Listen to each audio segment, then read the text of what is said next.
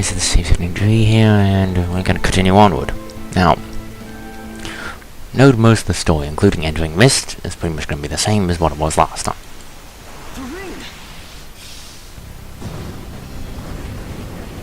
I skip if I can. No, I can't skip this. I don't know what the skip button is.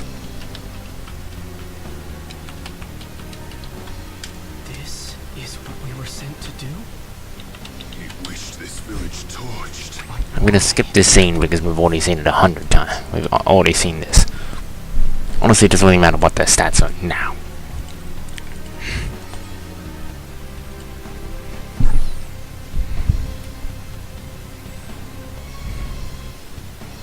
I know I haven't healed him up, but it doesn't really matter for this point.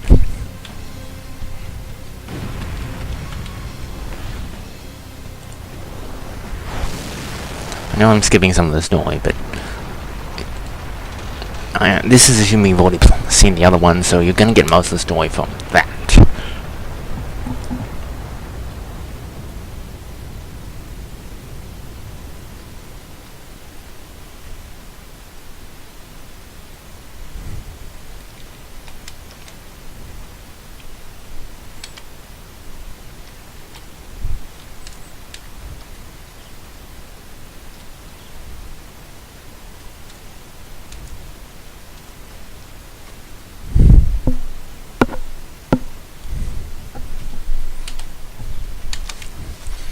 Remember, this game is essentially, story-wise, it's going to be pretty much exactly the same as before. That's why I kind of skip some of the cutscenes, because, you know, this is mainly going through the post-game explanation rather than actually for the story, since the story's pretty much exactly the same, down to the dot.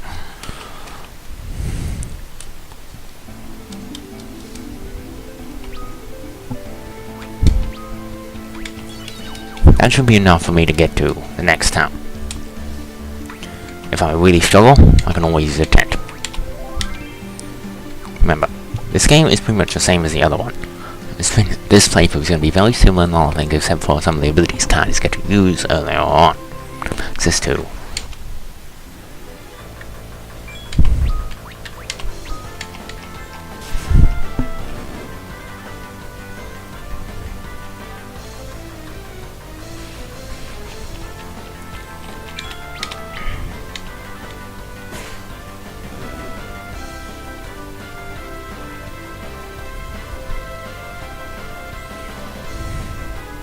The only difference is people will level up slightly faster because they have more stats and things. That's basically it. That's all the only difference, really.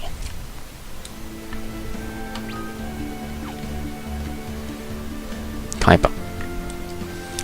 Now, save before you enter. Pretty much, don't worry too much about things changing between the files. Change that much.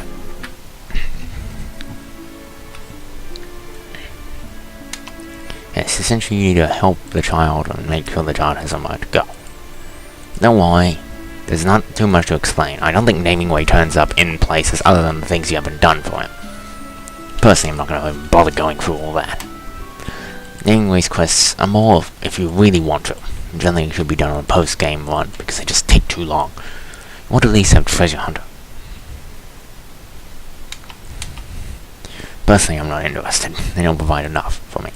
Personally. I mean...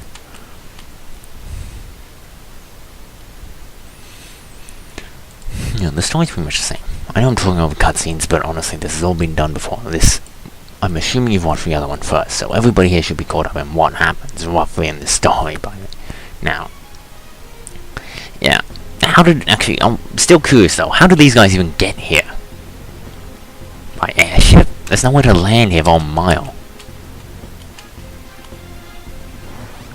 Now, this fight is not going to be too different from the other fight, really. Use darkness, and it's not too different from the fight where you fight. Heck, most of these fights are going to be pretty similar.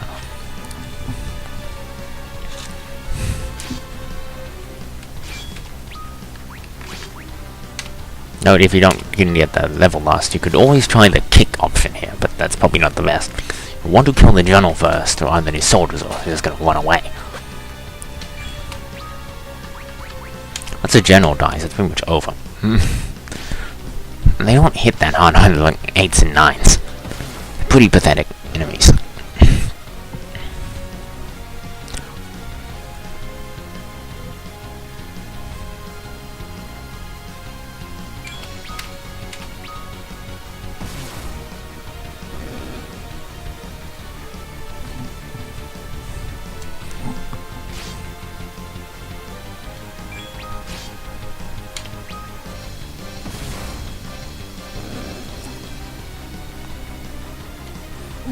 These guys, this group of enemies should pose you little to no threat.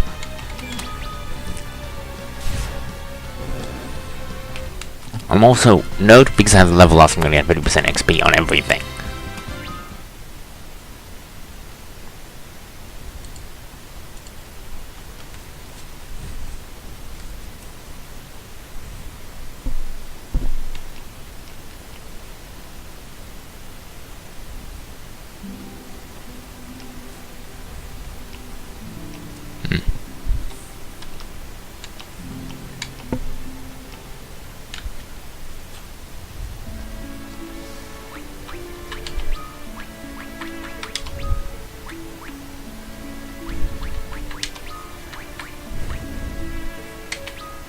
Yes, 50 on summon and fast talker on attack.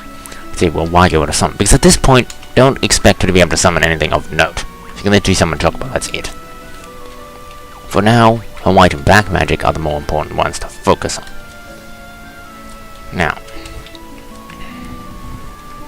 what was here to buy? It's been such a long time, I've forgotten.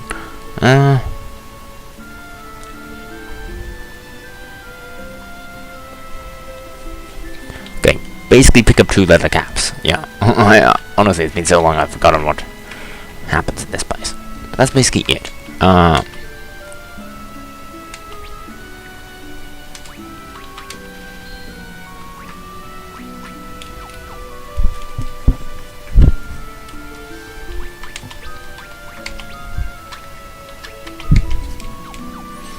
Now, I won't need to level up Lydia that much because, well, with the HP does 50 on, with that extra 50% XP in particular, she's going to level up pretty fast anyway. I mean, considering how fast, you know, Cecil's already level. Cecil's going to be pretty high level by the end of all this anyway. You know, it does make you wonder though, how did Woza get here so fast?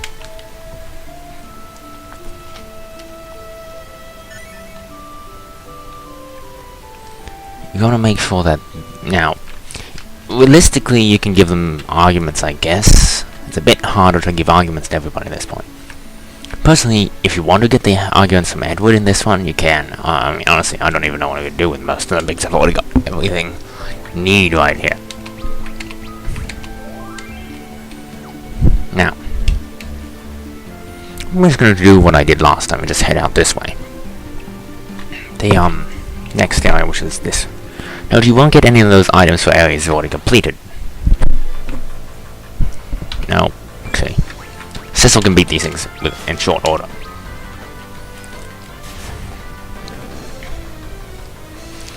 You know, this is the advantage of Jordak, so Lydia's not going to get hurt at all by anything. This is important. Keeps your squishy characters out of the way. Even at this point, it's still helpful since Cecil's kind of probably going to be your heavily armored character to this point. As for the second of counter and Jordax, whoever. Personally, it doesn't really matter. Keep them. There's not much purpose for either of them, I'm gonna be honest.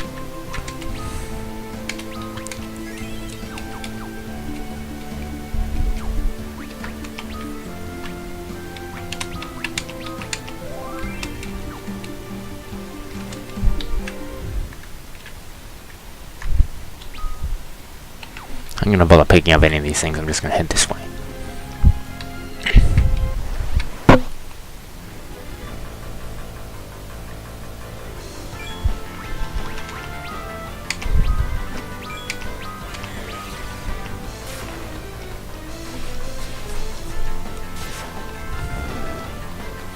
For these fights, just have Cecil attack and Lydia cast some spells. And this is another reason why having that MP plus 50s. Oh, for God's sakes. God damn it. This is actually the annoying thing about these guys, is that they just kind of hit way too hard at this point.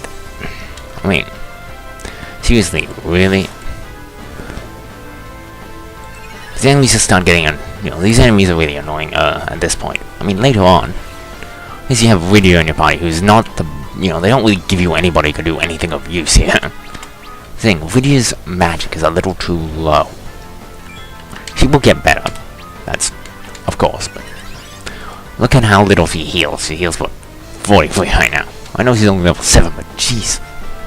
This is one of the things, Rydia doesn't turn up at a very valid level. But at least Fast Talker kind of helps her out here. Consider use some of the things you gave her. Just because she doesn't have Fast Talker doesn't mean you can't use it.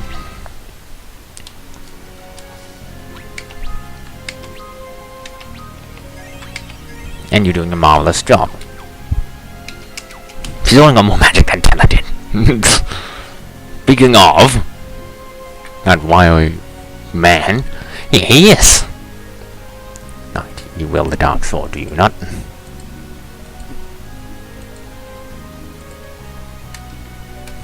What's happened?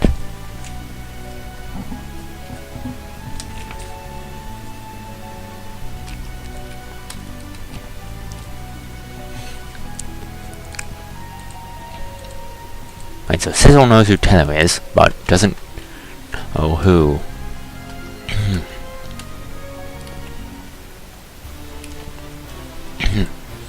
Now back to when Teller was actually, this is back to the point in the game where Teller's kind of useful, sort of. And he does have less magic than Rydia, but at least his spells, at this point his spells actually pack power. This is the point when, easing him is actually effective. Or decently effective at least. In later areas, anyone who's watched me do with the other version, do my pre-game of it, he starts to go soft after a while. He starts to become less useful as the game goes on. Pretty much until the time when he leaves the party for the last time, his usefulness drops. Kind of one of those things that you just get with Teller, is his usefulness starts to become, less and less the more you have him. I mean, they do bolster his usefulness for a short bit, but he's still vastly inferior to when he first joins you.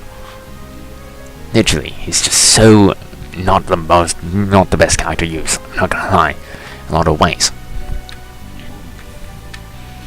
He starts to become inferior, his knowledge of magic. Well, his power at the start his potential is great. But he starts to fall behind. Now, against these guys, just have him cast a spell and they're all gonna die. Also note, Cecil will draw a lot of attention with draw attacks. It can be both good and a bad thing. Make sure Cecil defends and fights against the tiny mages after Teller joins. Because now Teller's here to do some damage. It doesn't matter. They won't counter Osmos because Teller's powerful enough to pretty much one-shot all of them.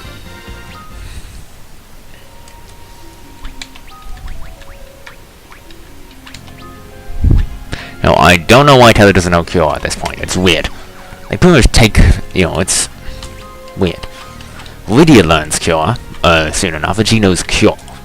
So she can both do big and small heals, respectively. One of those weird things you just wonder, why is Teller so... Teller's not the best character, I'm not gonna lie when it comes to this point.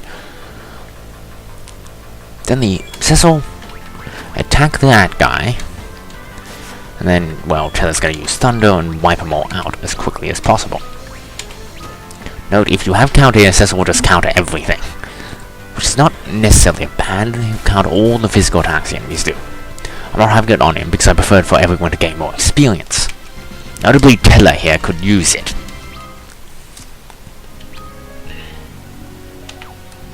The more XP I gain for him here, the higher level he'll be when he comes back in a few areas from now.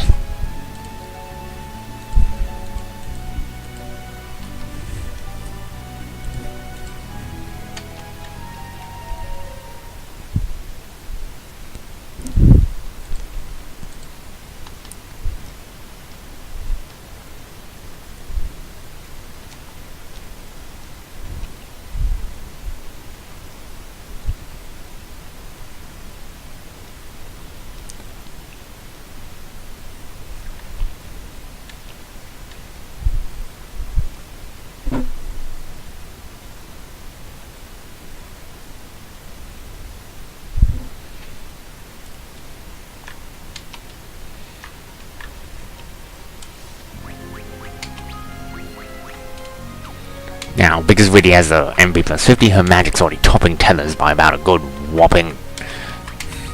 Max MP's topping her by about good 15.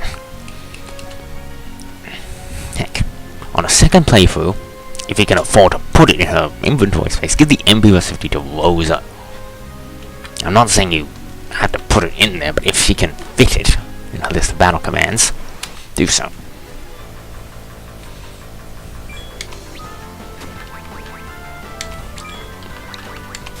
Well, I'm not trying to make Teller overpowered. I do prefer him to gain a few levels, because it will make grinding everybody up a little bit easier. Getting everybody to level 40 later, which I did in the first one, because I'm gonna have to do that again. Funsies, right? Yeah, I know. I'm gonna have to cut off. Although probably during that time you can enjoy me playing Final Fantasy for the after years while watching me do the post-game explanations, which is probably gonna be more entertaining for you, not necessarily for me, than doing all this. Well, this is not necessarily bad, because they're all gonna target Cecil anyway. You do have Cecil defend and have, well, since these are all just normal fish, all weak to thunder have it, you know, just have him zap them. I believe Killer Fish are weak to thunder. Yep. That's not necessarily a bad thing. But Cecil's in the back row for this fight. Of course you don't want him to stay there. I believe party formation, if I remember rightly, is... No. Party formation pretty much stays the same. It reverts back after battle, it's just a one-off thing. Generally have Lydia do some of the healing, because particularly if you're doing a post-game one, she's gonna have more magic than Tether does. What's down here? You remember what's on this side, so it's 580 and a bomb. Nah. No. No, level lost will pretty much stay on Cecil until the HPS 50 comes along, which will be ages away.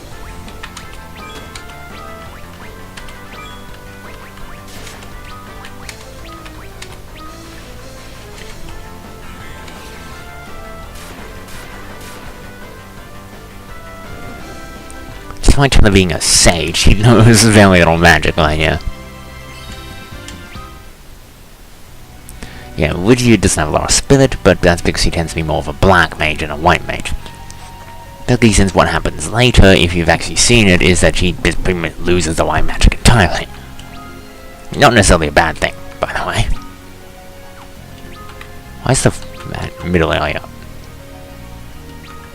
Can I ever go this way? How did that middle area not get filled in?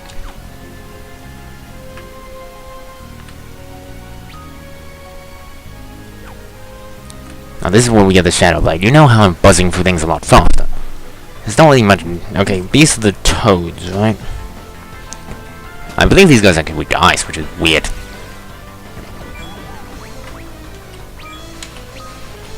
Also makes these enemies actually a lot less threatening than in the previous one. These guys are the Gigantoads, which are weak to ice. So, yeah. It actually makes the toad a lot less annoying, because the only person who can get hit by it with the draw attacks active is Cecil, who's got immunity to it. So, yeah, it's important Cecil actually gets immunity to status effects.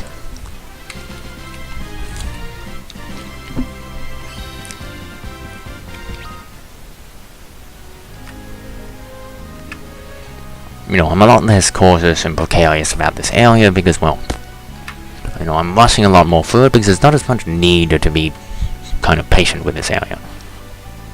Do I have a tent? I still have 2 tents. You want to make sure you have some tents on you at all times. Shadow Blade. Yep, this is pretty much, you want to give this to Cecil, same as last time. That does not change. The Shadow Blade is still useful. Speaking of which, Cecil never really has good accuracy until the end, and even then I've had pretty bad luck with it. Jeez. I hope that's not going to become my Let's Play curse for games. Every game has its, you know how they say it's a game of curse. When you think you're good,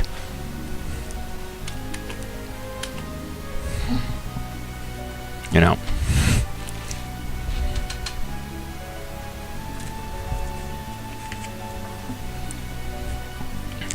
I'm gonna leave and gonna end the episode here, because if I didn't get attacked by annoying shaggins, really a blizzard will put these guys out in their misery. They don't like ice, I don't think.